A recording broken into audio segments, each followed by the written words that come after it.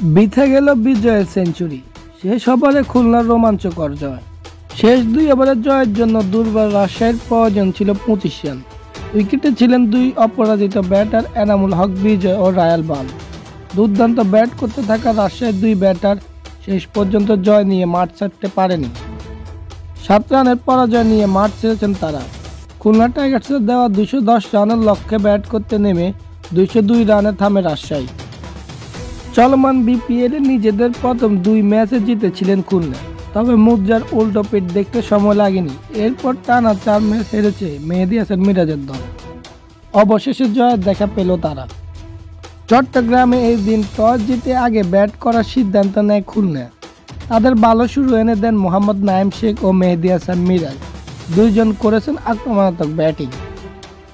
প্রথম 2 ওভারে স্কোরবোর্ডে 30 রান যোগ করেন তারা। 14 বলে 27 রান করা নাঈমকে বোল্ড করে রাজশাহীকে প্রথম ব্রেক থ্রু এনে দেন জিশান আলম। এরপর মিরাজকে পেরান তাসকিন আহমেদ। আউট হওয়ার আগে রাজশাহীর এই পেসারকে টানা 2 ছক্কা মেরেছেন মিরাজ। 13 বলে 200 স্ট্রাইক রেটে 26 রান আসে খুলনার অধিনায়কের ব্যাট থেকে। অ্যালেক্স রোজ ফিরেছেন রান আউট হয়ে। তবে দারুণ ব্যাটিং করেছেন আফিফ হোসেন ধ্রুব ও উইলিয়াম বশিষ্ঠ। দুইজন শুরুতে করেছেন দায়িত্বশীল ব্যাটিং, তবে সময় যত গড়িয়েছে ততই আক্রমণাত্মক ব্যাটিং করেছেন তারা। 42 বলে 56 রান করে থামেন আফিফ।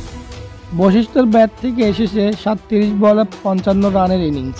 শেষের দিকে জল তুলেছেন মাহিদুল ইসলাম অঙ্কন। রাজশাহীর বোলারদের ওপর রীতিমতো তাণ্ডব চালিয়েছেন তিনি।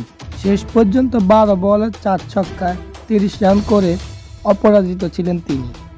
রাজশাহীর হয়ে 2টি উইকেট নিয়েছেন তাসকিন আহমেদ, 1টি উইকেট শিকার করেছেন জিসান আলম।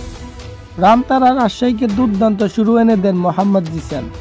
খুলনার বোলারদের বিপক্ষে দুর্দান্ত ব্যাটিং করেছেন ডানহাতি এ ব্যাটার।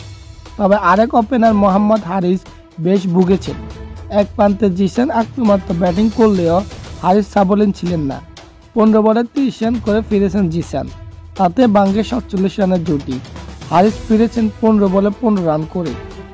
তবে রাজশাহীকে ম্যাচে রাখেন এনামুল হক বিজয় ও ইয়াসির আলী রাব্বি। দুইজন করেছেন দারুণ ব্যাটিং। 17 বলে 20 রান করা রাব্বিকে ফেরান আবু হায়দার রনি, তাতেই ভাঙে 58 রানের জুটি। রাব্বি ফিরলেও রায়ান বাউলকে নিয়ে লড়াই চালিয়ে যান বিজয়। খুলনার বোলারদের উপর রীতিমতো তাণ্ডব চালিয়েছেন রাজশাহীর অধিনায়ক। শেষ ওভারে তাদের জয়ের জন্য প্রয়োজন ছিল 17 রান। পুরো ম্যাচে দুর্দান্ত ব্যাটিং করা বিজয় সেই সমীকরণ মেলাতে পারেননি। শেষ পর্যন্ত 57 বলে 100 রান করে অপরাজিত থাকেন বিজয়।